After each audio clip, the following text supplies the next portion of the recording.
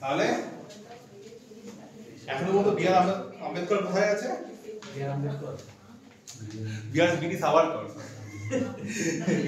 কোথায় আছে? লন্ডনে আছে। এই হয়েছে। তাহলে মোটামুটি লন্ডনে যে কি পাবলিশ করছে, ইন্ডিয়ান ওয়ার অফ ইন্ডিপেন্ডেন্স একটা বই পাবলিশ করছে। আর এর মাধ্যমে কি হচ্ছে, ভারতের যে যুব সম্প্রদায় সে অনেকটা উদ্বুদ্ধ হচ্ছে আর কি, দেশপ্রেম তার মধ্যে আসছে আর কি, ন্যাশনালিজম গ্রো করছে, তাই তো? এবার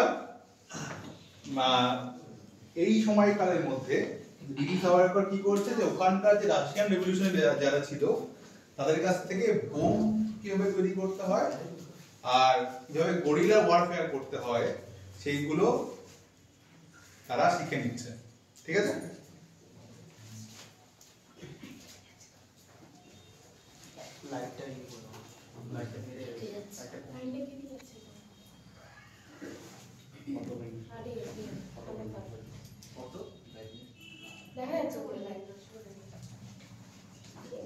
তাহলে যখন বইটা লেখা হলো তারপরে সে কি করছে, লন্ডনে যারা রাশিয়ান রেভলিউশনে যারা ছিল তাদের কাছ থেকে কিভাবে বোম তৈরি করতে হয় আর কিভাবে গরিলা ওয়ারফেয়ার করতে হয় সেইগুলো বিডি সাভারকর শিখে নিচ্ছে। ঠিক আছে?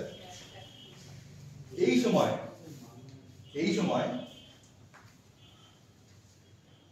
21 ডিসেম্বর 1909 তে আনন্দ কান্হারে এমডি জ্যাকসন হত্যা করে দিচ্ছে। ঠিক আছে? এই সময় 21 ডিসেম্বর 1909 তে আনন্দ কান্হারে নাসিকের ম্যাজিস্ট্রেট এমসি জ্যাকসনকে হত্যা করে দিচ্ছে। ঠিক আছে? কেন হত্যা করছে? কারণ সে বলছে যে সাভারকরের যে বড় ভাই নাম কি, গণেশ সাভারকর, তাকে এই এমডি জ্যাকসন তাকে জেলে পুরেছিল। ঠিক আছে? তার উপর দেশদ্রোহিতার আরোপ লাগিয়েছিল এবং তাকে জেলে পুরে দিয়েছিল।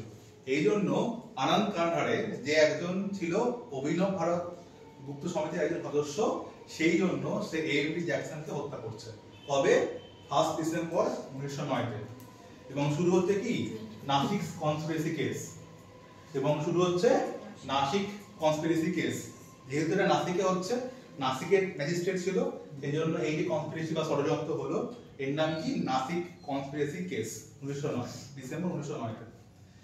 এবং এইখানে নাসিক কনস্পিরেসি কেস যখন হচ্ছে, যখন ট্রায়াল হচ্ছে, যখন তারা সার্চ করতে কেন হলো, কিভাবে হলো, এই বন্দুকটা কোথা থেকে আসছে, তখন এরা দেখছে, ব্রিটিশ গভর্নমেন্ট দেখছে এইখানে যে আনন্দ কান্হারে যে বন্দুকটা ইউজ করেছিল, যেটাকে দিয়ে সে এমডি জ্যাকসনকে হত্যা করে, সেটা বিডি সাভারকর লন্ডন থেকে পাঠিয়েছে।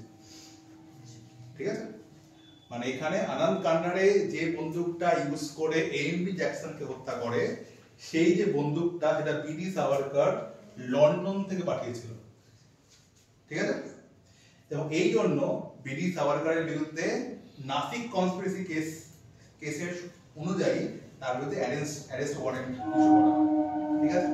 এবং সে হচ্ছে কোথায়? ব্রিটেনে। ভারতও একটা ব্রিটেনের টেরিটরি, ব্রিটেন তো অবভিয়াসলি হবেই। এবং সেই অ্যারেস্ট ওয়ারেন্টটা যাচ্ছে কোথায়? ব্রিটেনে। তখন বিডি সাভারকর কি করছে, সে প্যারিসে চলে যাচ্ছে এবং সেখানে প্যারিসের গভর্নমেন্টের কাছে গিয়ে অ্যাসাইলাম চাইছে যাতে তাকে প্যারিসে রাখা হয়। কিন্তু প্যারিস গভর্নমেন্ট অস্বীকার করছে, বা ফ্রেঞ্চ গভর্নমেন্ট অস্বীকার করছে, এবং সে লন্ডনে চলে আসছে। পরবর্তীকালে ব্রিটিশ গভর্নমেন্ট তাকে লন্ডন থেকে অ্যারেস্ট করছে এবং তাকে ইন্ডিয়াতে ডিপোর্ট করে দিচ্ছে। ওই আমরা পড়লাম আগে, ইন্ডিয়া হাউসের মেইন চারজন ছিল শ্যামজি কৃষ্ণ বর্মা, বিডি সাভারকর, মদনলাল ধিংরা, মদনলাল ধিংরা চলে গেল, শ্যামজি কৃষ্ণ বর্মা চলে গেল প্যারিসে, লালা হরদয়াল চলে গেল দিল্লিতে, আর বললাম কি বিনায়ক দামোদর সাভারকর ছিল ইন্ডিয়াতে। সে আসেনি, তাকে অ্যারেস্ট করে ডিপোর্ট করা হয়েছে। সে কিন্তু নিজের থেকে আসেনি, তাকে অ্যারেস্ট করে ডিপোর্ট করা হয়েছে। কোন কেসের জন্য? নাসিক কনস্পিরেসি কেসের জন্য। ঠিক আছে? বোঝা গেছে? তাহলে আমি একটা সামারাইজ করছি। 1899 সালে বিনায়ক দামোদর সাভারকর অর্থাৎ সাভারকর ব্রাদার্সরা মিলে তৈরি করছে কি মিত্র মেলা, সেটা 1904 নাম চেঞ্জ করে হচ্ছে অভিনব ভারত। 1906 সালে সে গ্র্যাজুয়েট হয়ে চলে যাচ্ছে ল পড়তে লন্ডনে, তাকে নিয়ে যাচ্ছে শ্যামজি কৃষ্ণ বর্মা, সে ছিল হচ্ছে ইন্ডিয়া হাউসে, ঠিক আছে, সেখানে সে লিখছে হচ্ছে ফার্স্ট ওয়ার অফ ইন্ডিপেন্ডেন্স, বইটা লিখছে 1857 সালে মহাবিদ্যালয়ের ওপর, সেটাকে ব্রিটিশ গভর্নমেন্ট ব্যান করে দিচ্ছে। তারপরে একটা ঘটনা ঘটছে কি 1909 নাসিকে অনন্ত কান্ডারে এমপি জ্যাকসনকে হত্যা করছে। কেন হত্যা করছে? কারণ যে গণেশ সাভারকর ছিল সে তাকে যাবজ্জীবন কারাদণ্ড দিয়েছিল আর কি, ঠিক আছে, সেই জন্য সে এমপি জ্যাকসনকে হত্যা করছে এবং শুরু হচ্ছে নাসিক কনস্পিরেসি কেস। এবং এই নাসিক কনস্পিরেসি কেসের ফলশ্রুতি হিসেবে এখানে দেখা যাচ্ছে সেখানে যে বন্দুক ইউজ করা হয়েছিল সেটা পাঠিয়েছিল বিডি সাভারকর লন্ডন থেকে। সুতরাং তাকে লন্ডনে অ্যারেস্ট করা হচ্ছে এবং তাকে ইন্ডিয়াকে ডিপোর্ট করা হচ্ছে, ঠিক আছে। এবং বিডি সাভারকর এই নাসিক কনস্পিরেসি কেসে দোষী সাব্যস্ত হচ্ছে, তাকে কোথায় পাঠিয়ে দেওয়া হচ্ছে? Cellular jail. সেলুলার জেল কোথায় আছে? আন্দামানে। কত সালে? 1910 সালে। তাহলে বিডি সাভারকর শুরু করেছিল 1899 সালে মিত্র মেলা প্রতিষ্ঠা করে, এবং শেষ পর্যন্ত তাকে নাসিক কনস্পিরেসি কেসে ষড়যন্ত্র করার জন্য তাকে সেলুলার জেলে প্রায় 50 বছরের কারাদণ্ডে দণ্ডিত করা হয়, ঠিক আছে। বোঝা গেল কিভাবে বিডি সাভারকর সেলুলার এখান থেকে লন্ডনে গেল, লন্ডন থেকে সেলুলার জেলে গেল, কিভাবে গেল বোঝা গেল, ঠিক আছে।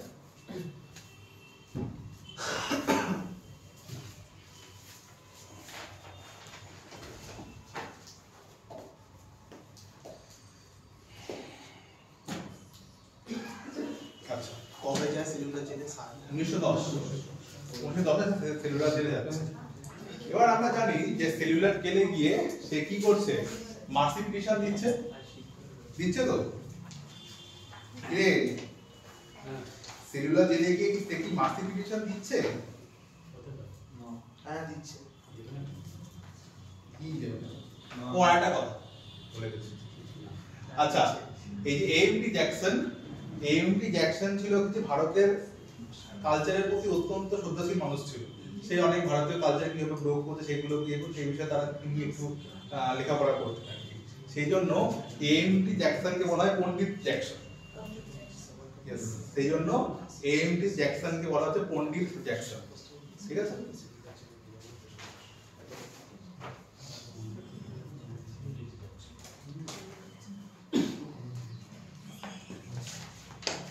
ইন্ডিয়াতে হাসির কি আছে?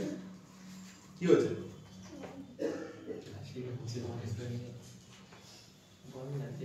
তাহলে 1910 কি করছে?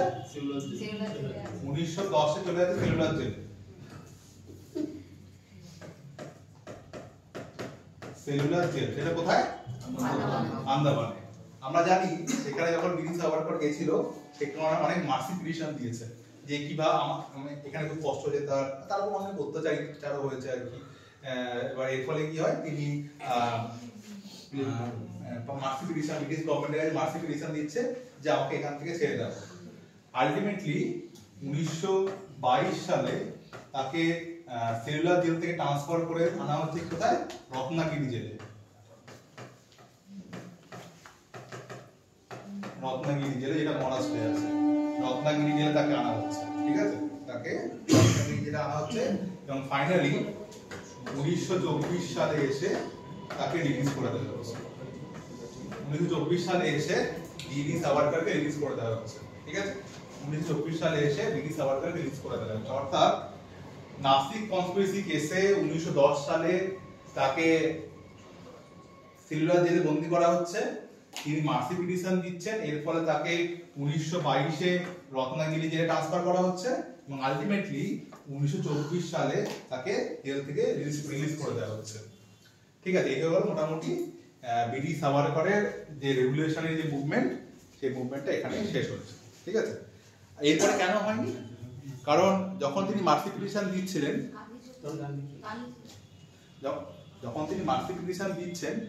কি বলছিস গান্ধী ছিল?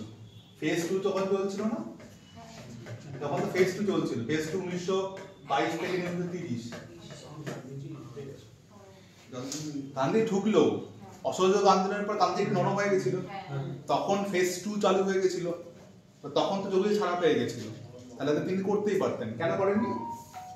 তাহলে তিনি যখন মার্সি পিটিশন দিয়েছিলেন তখন তিনি বারবার তিনি ইংরেজকে ব্রিটিশ গভর্নমেন্টকে লিখেছিলেন যে আমাকে ছেড়ে দিন, আমি আর এইরকম রেগুলেশনের কার্যকলাপ করবো না, ঠিক আছে? এই জন্য তাকে মোটামুটি মানে 26-24 ছাড়ার পর তিনি আর সেরকম কিছু করেননি, ঠিক আছে? আচ্ছা, তার নাম তো বীর সাভারকর, অনেক সময় তাকে জানি আমরা বীর সাভারকর বলে, তাই না? বীর সাভারকর বলেও জানি। তার নাম তো বিনয় দামোদর সাভারকর, কিন্তু অনেক সময় তাকে কি বলা হয়? বীর সাভারকর বলে উল্লেখ করা হয়। সুতরাং তাকে বীর কেন বলা হয়েছে? তাকে বীর কেন বলা হয়েছে? উপাধি পেয়েছে। হ্যাঁ, উপাধিটা কেন পেয়েছে? যেমন বাঘাযতীন বাঘ মেরেছিল বলে বাঘাযতীন উপাধি পেয়েছে, মানে বাঘ উপাধি পেয়েছে, বাঘা, ঠিক আছে? এরকম তিনি এত বছর জেলে গেছিল, আবার বিদ্রোহ করেছে। নামেননি, কোথায় গেছিল? নামেননি তো কেন? বীর তাকে কেন বীর বলা হচ্ছে? তাকে বীর সাভারকর কেন বলা হচ্ছে? আচ্ছা, যখন তিনি কোথায় ছিলেন ছোটবেলায়?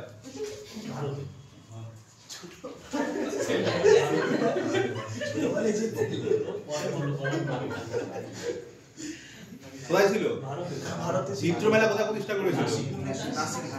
এবং যখন তিনি নাসিকে ছিলেন তখন তার গ্রামে একটা মুসলিম মব অ্যাটাক করেছিল, এবার তার গ্রামকে তিনি মুসলিম মবের আক্রমণের হাত থেকে রক্ষা করেছিলেন, সেই জন্য তাকে বীর বলা হয়েছিল, ঠিক আছে? মবের কোনো ফুল ফর্ম নেই। মব মানে কি বলবো? উত্তেজিত জনতা বলতে, ঠিক আছে? সেই তারপরের থেকেই যেহেতু তিনি একটা মুসলিম মবের হাত থেকে তার গ্রামকে রক্ষা করেছিলেন, সেই জন্যই তাকে কি বলা হয়? বীর সাভারকর বলা হচ্ছে। আচ্ছা, তার অনেক কটা বই, যেমন আরেকটা কথা যে 1924 সালে তিনি হিন্দুত্ব শব্দটা প্রথম ব্যবহার করেছিলেন। 1924 সালে হিন্দুত্ব শব্দটা প্রথম ব্যবহার করেছিলেন। এখন যেমন আমাদের গভর্নমেন্ট বলছে না অখণ্ড ভারত, হিন্দুত্ব, ঠিক আছে? ঠিক আছে, তাহলে এই শব্দটা বীর সাভারকর 1924 সালে প্রথম ইউজ করেছিলেন, ঠিক আছে?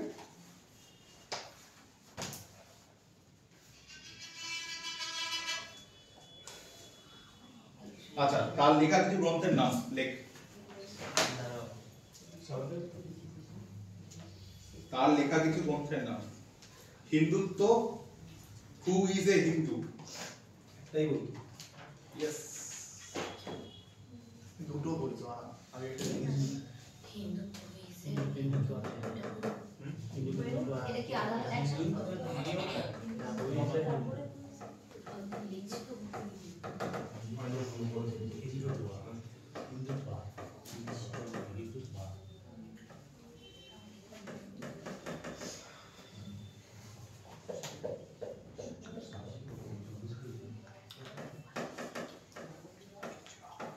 হিন্দুত্ব না, হিন্দুত্বই, ওটা বাংলাতে আমরা হিন্দুত্বই বলি, ঠিক আছে? যখন ইংলিশে লেখা হয় তখন সেটা চেঞ্জ হয়ে যায়, উচ্চারণ করতে পারতাম, প্রোনাউন্সিয়েশন করতে পারতাম।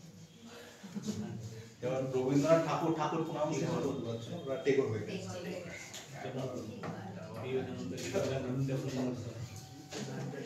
আচ্ছা, second is transportation of life, transportation for life.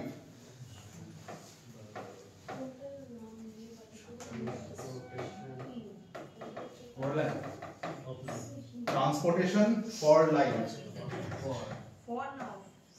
For. Transportation for life.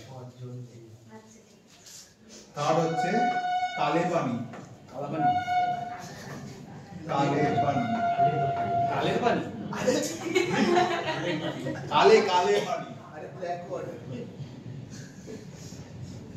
ঠিক আছে, আর একটা হচ্ছে গান্ধী গন্ধল। গান্ধী গন্ধল গান্ধী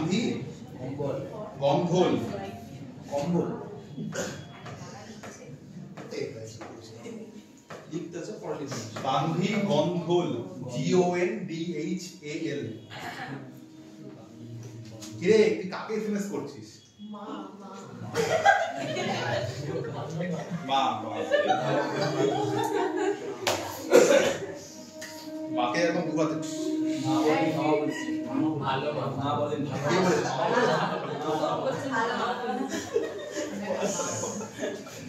আচ্ছা, গন্ধল মানে কনফিউশন, ঠিক আছে, কনফিউশন। গান্ধী গন্ধল অর্থাৎ গান্ধীস কনফিউশন, অর্থাৎ কেন তিনি এটা লিখেছেন?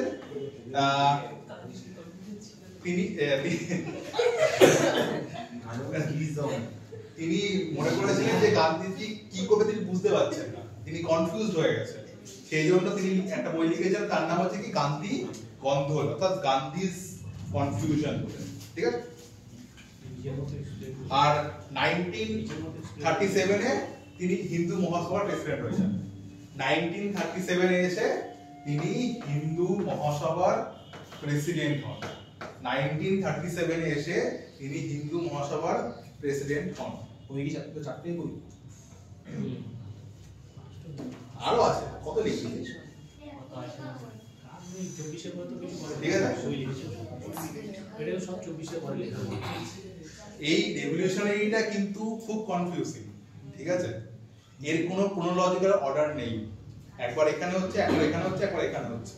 সুতরাং হ্যাঁ, এখন আমরা মহারাষ্ট্রে আছি, ঠিক আছে। সুতরাং এটাকে বুঝতে গেলে একটু ভাবে ভালো করে বুঝতে হবে, ভালো লাগবে না কিন্তু তাও বুঝতে হবে, ঠিক আছে। কিন্তু এটা এটা একটা ইন্টারেস্টিং লাগে যে একে মারলো, তার ফাঁসি হলো, তার জেলে চলে গেল, জেল থেকে বেরিয়ে গেল, কি করলো, ওকে, ঠিক আছে। এই হয়ে গেল মোটামুটি মহারাষ্ট্র শেষ, ঠিক আছে।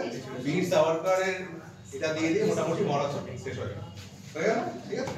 মহারাষ্ট্র শেষ না সামান্য মহারাষ্ট্র শেষ, আবার কিসের ব্রেক?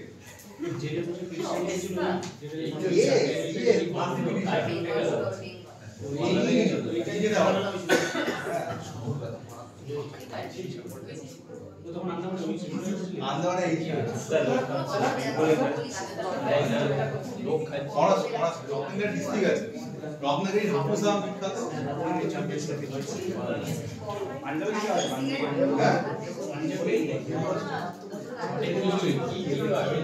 ঠিক আছে। তাহলে মহারাষ্ট্র বুঝতে পেরেছিস? কোনো কোশ্চেন আছে মহারাষ্ট্র থেকে? এটা কি লেখা হয়ে গেছে?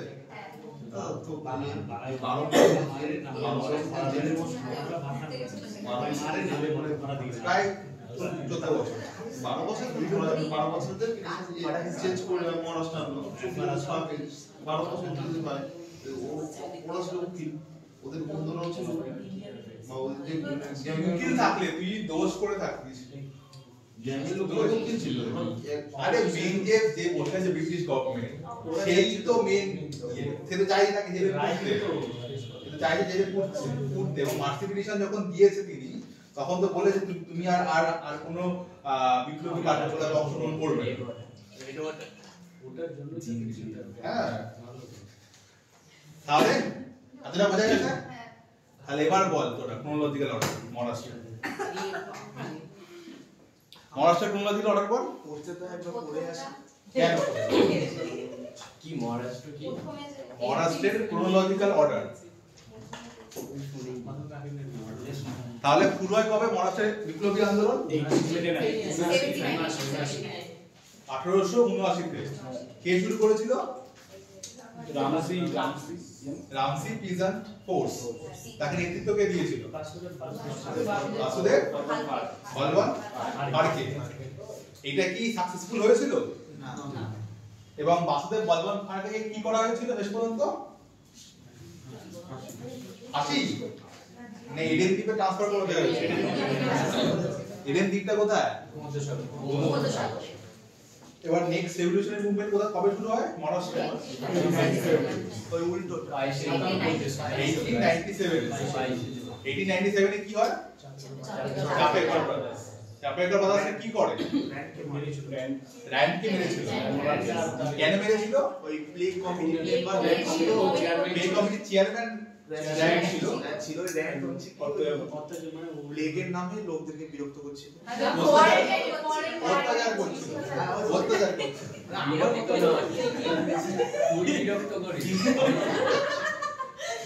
ঠিক আছে, অত্যাচার করছিল। এবার অনেক চাপেকর ব্রাদার্সটা কারা? নাম কি? বালকৃষ্ণ, বাসুদেব আর দামোদর, বাসুদেব আর বালকৃষ্ণ। তাহলে এই যে হত্যা করলো, হত্যা করার পর তাদের কি হলো? তাদের ফাঁসি হলো। এবং তাকে এই হত্যা করার প্ররোচনা কে দিয়েছিল? বালগঙ্গাধর তিলক। কার মধ্যে দিয়ে? কেশরী মারাঠা কি জিনিস? পত্রিকা। এবং তার জন্য কি বালগঙ্গাধর তিলকের কোনো সাজা হয়েছিল? আচ্ছা, এবার নেক্সট মুভমেন্ট কি হলো? সাভারকর ব্রাদার্স। সাভারকর ব্রাদার্স কি করলো?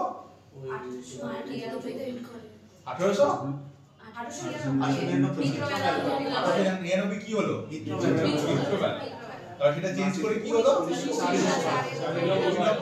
কেন চেঞ্জ করলো?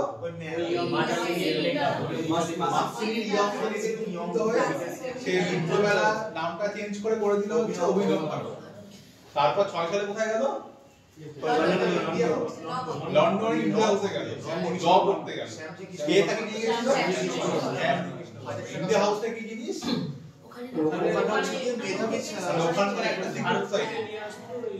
মেধাবী স্টুডেন্ট, মেধাবী ইউথ ওখানে নিয়ে যেত। কি জন্য? পলিটিক্স আর গরিলা ওয়ারফেয়ার শেখানোর জন্য।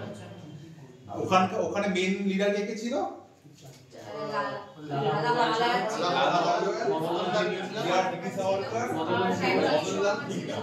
তাহলে ওর মধ্যে মদনলাল ভিংরা কি করলো 1909 সালে?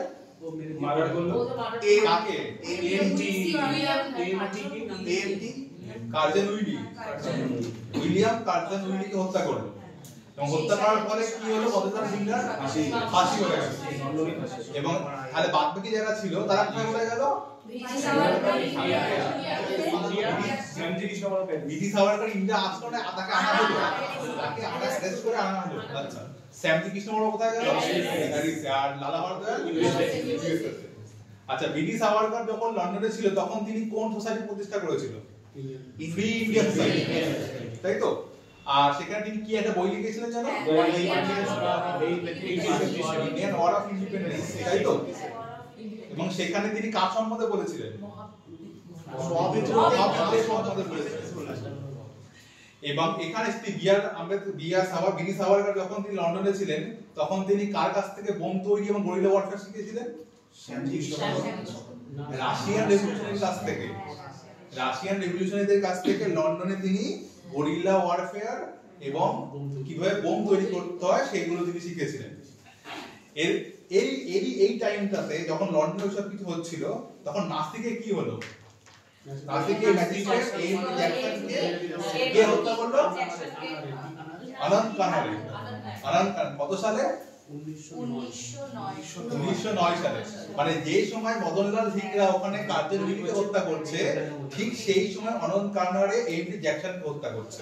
ঠিক আছে, কেন হত্যা করছে তিনি কি বলছেন? কেন হত্যা করেছেন তিনি?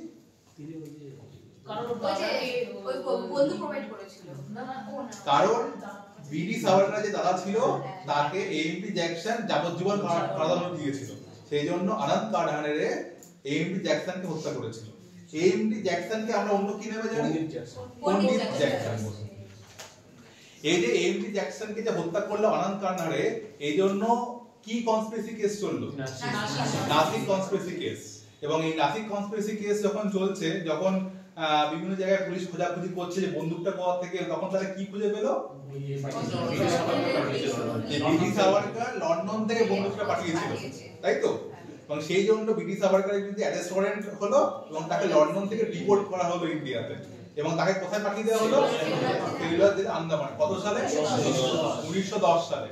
এবং তিনি আন্দামান জেল থেকে কবে ছাড়া পেলেন? 1922 সালে। আর 22 সালে তিনি তাই কোথায় আনা হলো? এবং সেই 22 সালে রত্নাগিরিতে আসলো। কবে আসলো?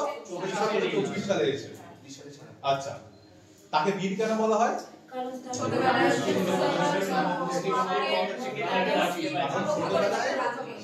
তার গ্রামকে মুসলিম মবের আক্রমণ থেকে বাঁচিয়েছিল, তাকে বীর বলা হয়। এই জন্য ব্রিটিশ সাভারকারকে আমরা বীর সাভারকর বলে থাকি। আচ্ছা, তিনি প্রথম কি শব্দটি উল্লেখ করেছিলেন? হিন্দুত্ব শব্দটি উল্লেখ করেছিলেন। কত সালে? 1924 সালে এসে, তাই তো? 24 সাল তো? 24 সালে এসে বলেছিলেন। আর তিনি কি কি বই লিখেছিলেন? হিন্দুত্ব,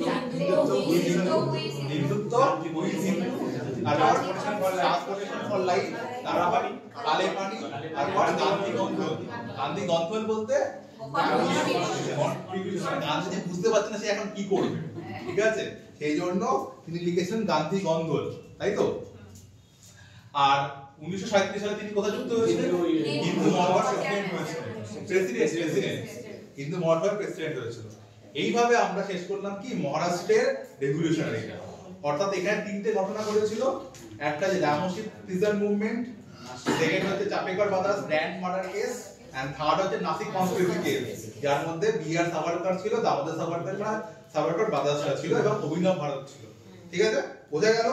কোনো কনফিউশন নেই তো? চল এবার চলে আসি মেন বেঙ্গল যে ঘাঁটি খেলা। আবার নামা যাবে এটা পুরো এটাই এটা বেস্ট চলছে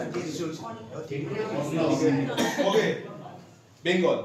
বেঙ্গল তাহলে আমরা ক্লাসের শুরুতে বলেছিলাম টোটাল 3 জায়গায় মেইন রেভলিউশনারি অ্যাক্টিভিটি হয়েছিল, একটা মহারাষ্ট্র, একটা বেঙ্গল, একটা পাঞ্জাব। শুরু হয়েছিল মহারাষ্ট্র দিয়ে, কিন্তু এর ব্যাপকতা এসেছিল কোথায়? বেঙ্গলে এসে, ঠিক আছে? আর আর.সি. মজুমদার কাকে ভারতের বিপ্লববাদের জনক বলেছে? ওই তো সাভারকর সাভারকরকে না, বিজি তিলক বিজি তিলককে না।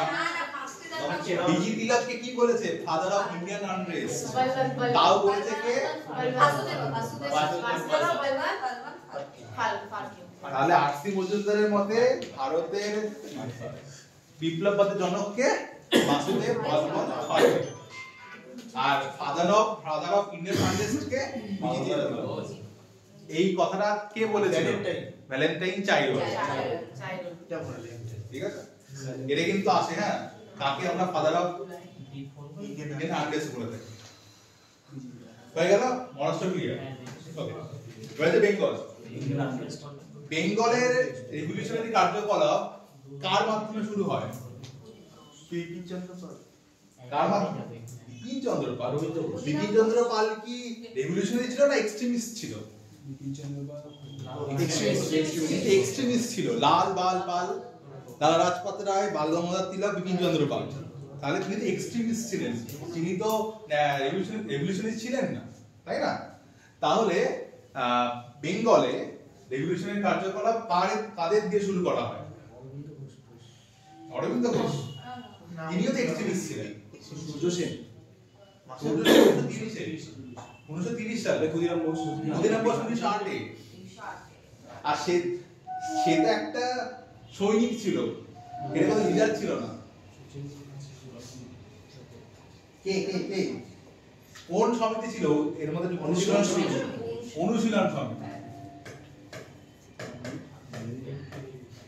ফাদার অফ ইন্ডিয়ান আনরেস্ট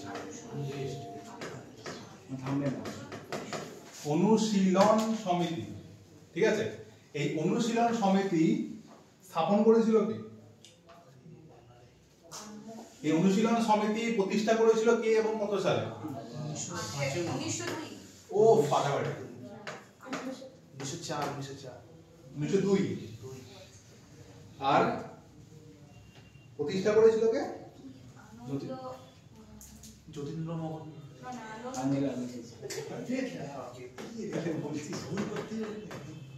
মিত্র ছিল, কি মিত্র?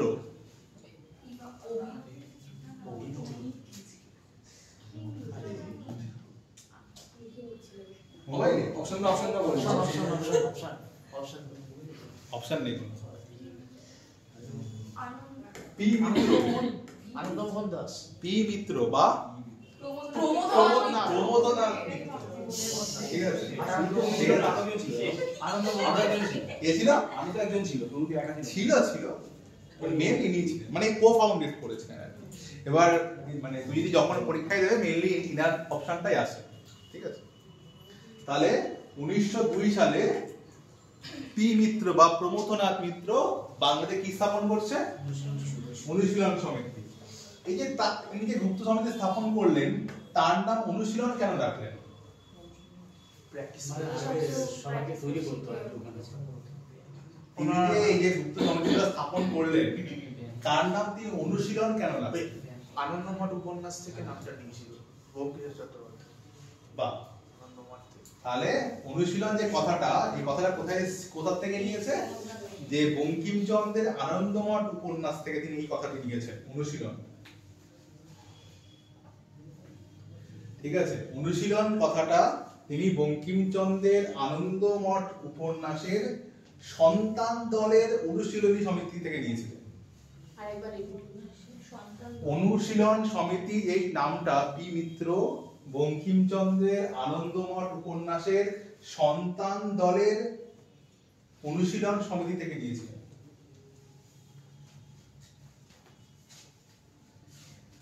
পি মিত্র অনুশীলন সমিতির নামটা বঙ্কিমচন্দ্রের আনন্দমঠ উপন্যাসের সন্তান দলের অনুশীলন সমিতি থেকে নিয়েছিল।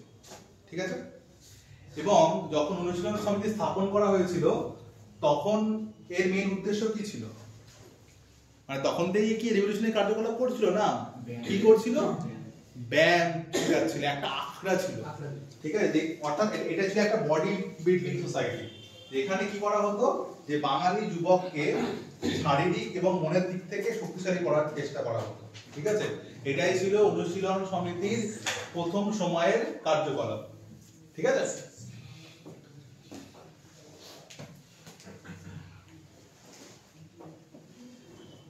আচ্ছা বুঝতে পারলি?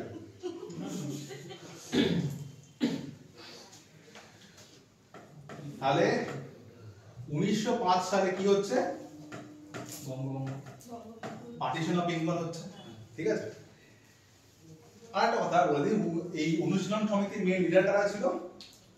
আনন্দমোহন দাস, অরবিন্দ ঘোষ, বারীন্দ্রনাথ ঘোষ। বারীন্দ্রনাথ ঘোষ কে? অনুশীলন সমিতির মেইন লিডার কারা কারা ছিল?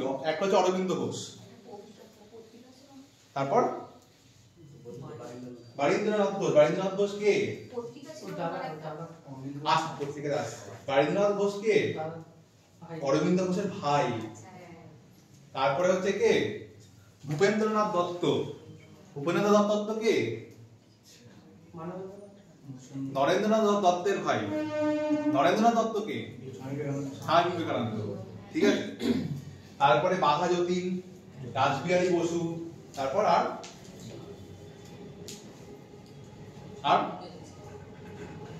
আর কি কে আছে? আনন্দমোহন বসু, আনন্দমোহন বসু। আর কে ছিল? হেমচন্দ্র কানুনগো। আর এগুলো কিন্তু খুব ইম্পর্টেন্ট নাম, এই নাম কিন্তু মনে রাখতেই হবে। ঠিক আছে, অবশ্যই এতই। তাহলে কি কি নাম বললাম? অরবিন্দ ঘোষ, তার ভাইয়ের নাম কি? বারীন্দ্রনাথ ঘোষ, তাকে শর্টে বলা হতো বারিন বলা হতো। ঠিক আছে, তারপরে ভূপেন্দ্রনাথ দত্ত স্বামী বিবেকানন্দের ভাই ছিল। তারপরে কে? হেমচন্দ্র কানুনগো। ঠিক আছে, তারপর বাঘা যতীন, রাসবিহারী বসু, বাঘা যতীন,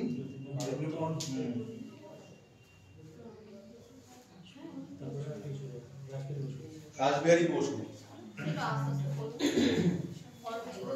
অরবিন্দ ঘোষ, তারপর বারীন্দ্রনাথ ঘোষ, ইনি ছিলেন অরবিন্দ ঘোষের ভাই, ঠিক আছে, তাকে শর্টে বলা হতো বারিন বলা হতো।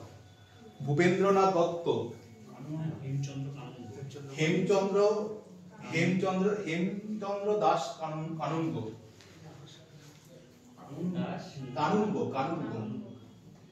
তো অরবিন্দ ঘোষ, গোপেন্দ্রনাথ দত্ত, হেমচন্দ্র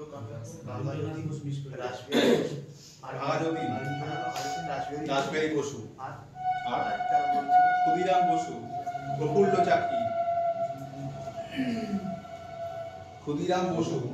প্রফুল্ল চাকি, আর বসু তো ছোট ছেলে, অবশ্যই মেম্বার হবে না কেন?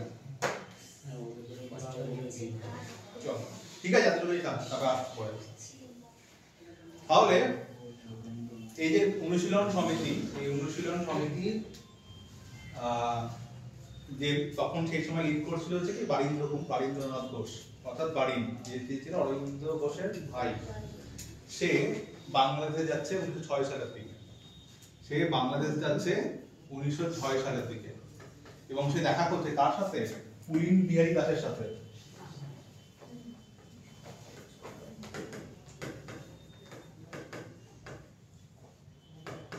পুলিন বিহারী দাসের সাথে দেখা করছে, ঠিক আছে। 1906 সালে বারিন বাংলাদেশ যাচ্ছে, মানে ইস্ট বেঙ্গল যাচ্ছে, এখনকার বাংলাদেশ তখনকার ইস্ট বেঙ্গল যাচ্ছে, এবং সে দেখা করছে কার সাথে? পুলিন বিহারী দাসের সাথে। এবং সেখানে তাকে বলছে যে ঢাকাতে একটা অনুশীলন সমিতি খোলার জন্য, এবং পুলিন বিহারী দাস সেখানে ওপেন করছে হচ্ছে কি ঢাকা অনুশীলন সমিতি।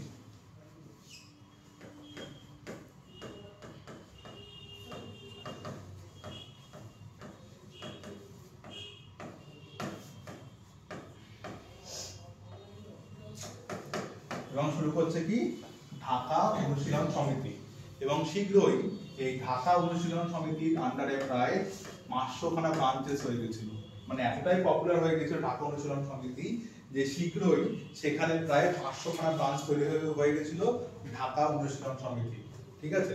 এই সময় কিন্তু কলকাতায় যে অনুশীলন সমিতি আছে এটা কিন্তু প্যারালাল ভাবে চলছিল,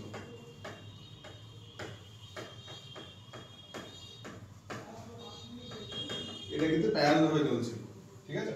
1906 না, প্যারালাল ভাবে চলছিল, মানে 1906 নাগাদ বারিন গেছিল ইস্ট বেঙ্গলে, সেখানে সে দেখা করছে পুলিন বিহারী দাসের সাথে, এবং তাকে অনুরোধ করছে ঢাকাতে একটা অনুশীলন সমিতির ব্রাঞ্চ খোলার জন্য।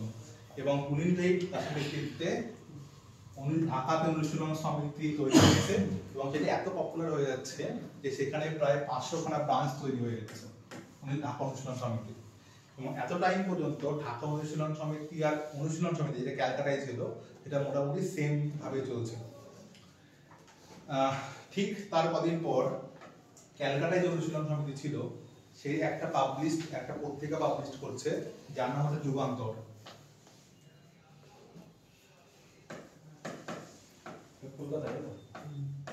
ঠিক আছে, আচ্ছা, কিছুদিনের মধ্যে ক্যালকাটা অনুশীলন সমিতি আর ঢাকা অনুশীলন সমিতির মধ্যে একটা মতবিরোধ সৃষ্টি হচ্ছে, এবং পুলিন বিহারী দাসের নেতৃত্বে ঢাকা অনুশীলন সমিতি পুরো সেপারেট হয়ে যাচ্ছে অনুশীলন সমিতি থেকে। এখন এই অনুশীলন সমিতিটা আলাদা, ঢাকা অনুশীলন সমিতি পুলিন বিহারী দাসের নেতৃত্বে ওটা সেপারেট হয়ে যাচ্ছে, ঠিক আছে। 1906 আস্তে আস্তে সেদিকে আস্তে আস্তে ঢাকা অনুশীলন সমিতি আর ক্যালকাটা অনুশীলন সমিতি আলাদা হয়ে যাচ্ছে মতবিরোধের কারণে, এবং পুলিন বিহারী দাসের নেতৃত্বে ঢাকা অনুশীলন সমিতি পুরো সেপারেট হয়ে যাচ্ছে, ঠিক আছে। খানিকটা ঢাকা অনুশীলন সমিতি সম্পর্কে বলো, তারপরে আবার ওই অনুশীলন সমিতিতে যাবো, ঠিক আছে। আচ্ছা, ঢাকা অনুশীলন সমিতি পুলিন বিহারী দাস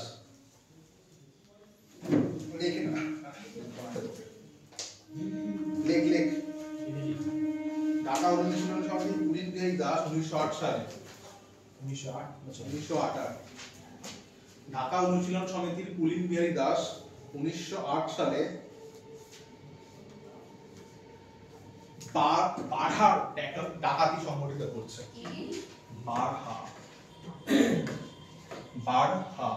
ডাকাতি, ঠিক আছে। 1908 সালে বারহা ডাকাতি সংগঠিত করছে, মানে একদম পুরো দিনের আলোতে। 1908 সালে পুলিন বিহারী দাস ঢাকার কাছে বারহা ডাকাতি সংগঠিত করছে। ঠিক আছে,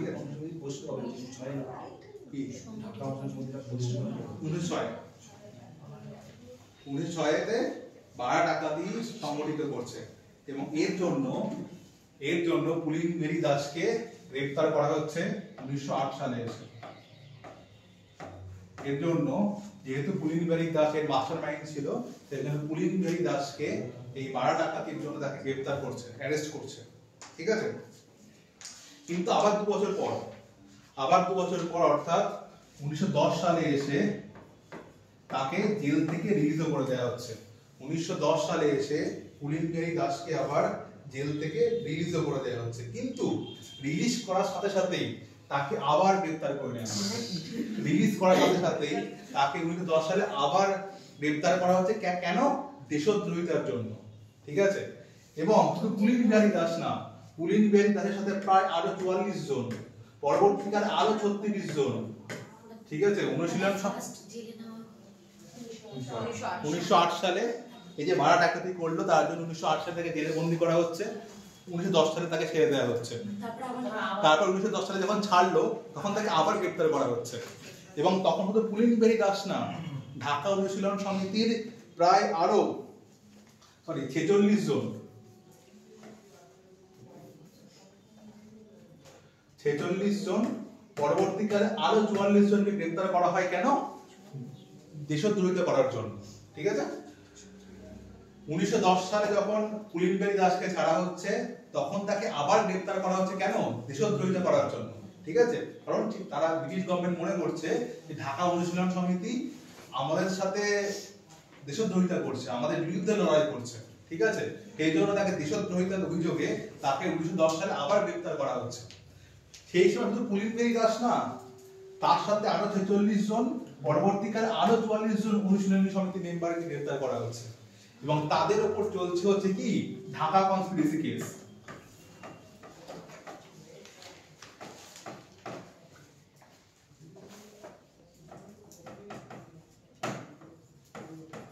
ঢাকা কনস্পিরেসি কেস এবং তাদের উপর চলছে কি ঢাকা কনস্পিরেসি কেস 1910, ঠিক আছে। Dhaka conspiracy case 1910, Dhaka conspiracy case 1910।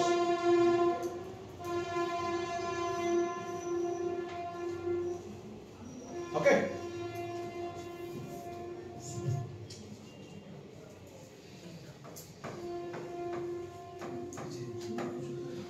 এবং এই ঢাকা কনস্পিরেসি হিসেবে পুলিন বিহারী দাসকে সেলুলার জেলে বন্দী করা হচ্ছে এবং সেলুলার জেলে বন্দী করা হচ্ছে এবং ঢাকা অনুশীলন সমিতিকে ব্যান করে দেওয়া হচ্ছে। ঢাকাতে ব্যান, ঢাকা অনুশীলন সমিতিকে ব্যান করে দেওয়া হচ্ছে, ঠিক আছে। আরেকবার বলছি, 1905 সালের পর যখন পার্টিশন অফ বেঙ্গল হচ্ছে তখন অনুশীলন সমিতির যে মেইন তখন লিডার ছিল বারিন, অর্থাৎ বারীন্দ্রনাথ ঘোষ। সে যাচ্ছে ইস্ট বেঙ্গলে বা ঢাকাতে এবং সেখানে গিয়ে সে দেখা করছে কার সাথে? পুলিন বিহারী দাসের সাথে, এবং তাকে অনুরোধ করছে ঢাকাতে একটা অনুশীলন সমিতি স্থাপন করার জন্য। এবং সেই মতো পুলিন বিহারী দাস ঢাকা অনুশীলন সমিতি স্থাপন করছে 1906 সাল নাগাদ, ঠিক আছে। কিন্তু কিছুদিনের মধ্যেই ঢাকা অনুশীলন সমিতি আর ক্যালকাটা অনুশীলন সমিতির মধ্যে একটা মতবিরোধ দেখা যাচ্ছে। এর ফলে দুজনে স্প্লিট হয়ে যাচ্ছে, মানে এর সাথে আর সংযুক্ত, নাম সেম ছিল কিন্তু এর সাথে এর কোনো সম্পর্ক ছিল না, ঠিক আছে। আর ঢাকা অনুশীলন সমিতি এতটাই পপুলার হয়ে গেছিল সেই সময় তার প্রায় মোটামুটি 500 খানা ব্রাঞ্চ তখন প্রায় ওপেন হয়ে গেছিল ঢাকাকে কেন্দ্র করে, ঠিক আছে। আর এই ঢাকা অনুশীলন সমিতির মেইন যে জিনিসটা হয় সেটা হচ্ছে 1908 সালে এটা হচ্ছে বারহা ডাকাতি।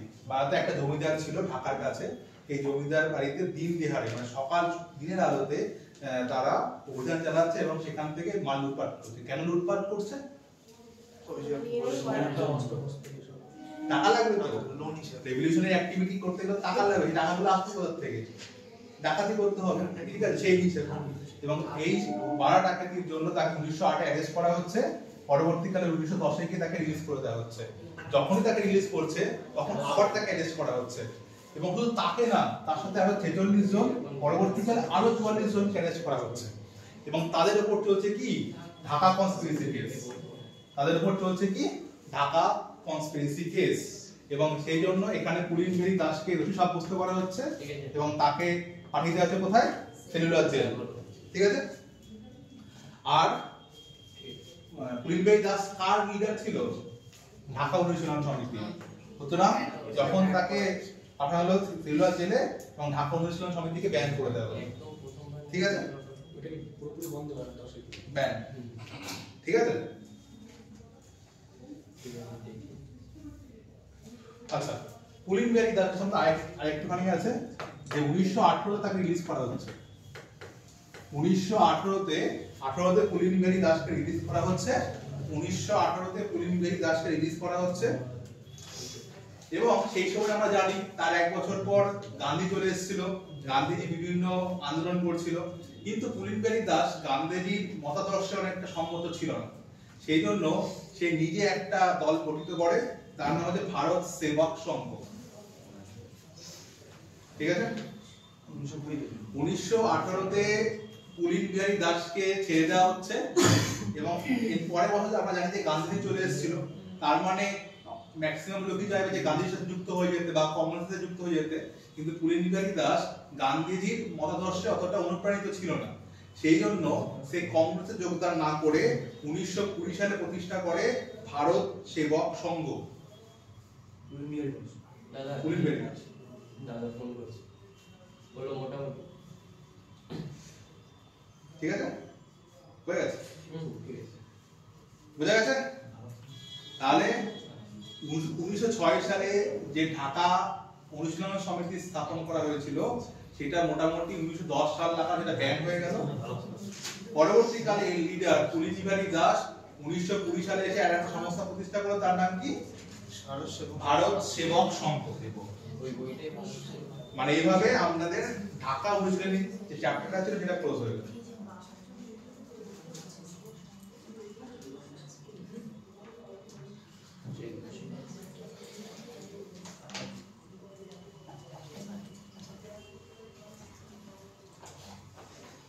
লাস্ট দুটো পয়েন্ট, ঠিক আছে, ওকে। অনুশীলন সমিতি কবে প্রতিষ্ঠা হয়েছিল? ওটা 1902।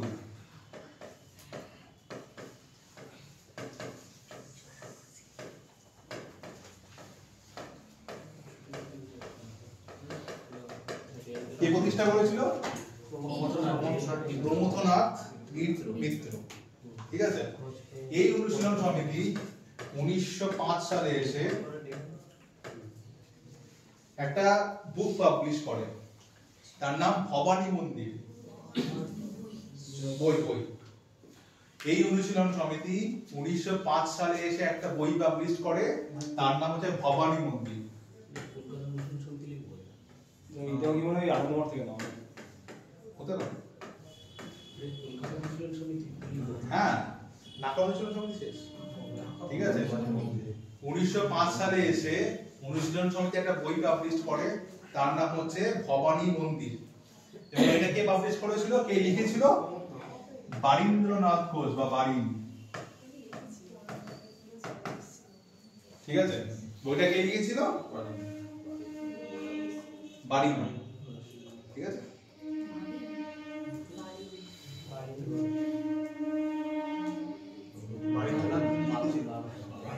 বারীন্দ্রনাথ ঘোষ, বারীন্দ্রনাথ ঘোষ না বারিন, সংক্ষেপে তাকে বারিন বলা হতো, ঠিক আছে। আচ্ছা, অনুশীলন সমিতি মোটামুটি 1906 নাগাদ,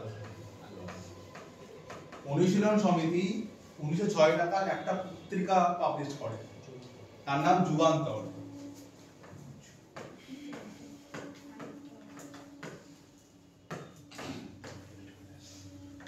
1906 নাগাদ অনুশীলন সমিতি একটা বই পাবলিশ করে, তার নাম হচ্ছে যুগান্তর। এই যুগান্তর যে কনসেপ্টটা, এই কনসেপ্টটা পথ কি নিয়েছিল জানিস? যুগান্তর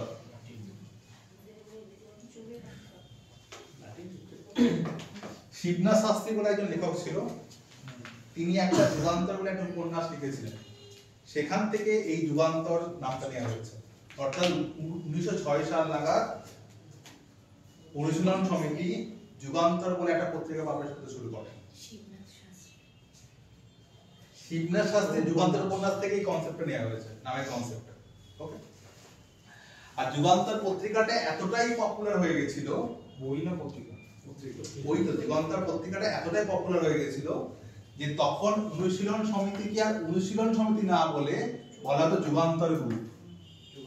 তখন অনুশীলন সমিতিকে আর অনুশীলন সমিতি না বলে বলা হতো কি যুগান্তর গ্রুপ।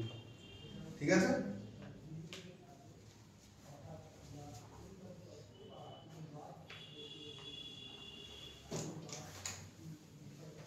হলো?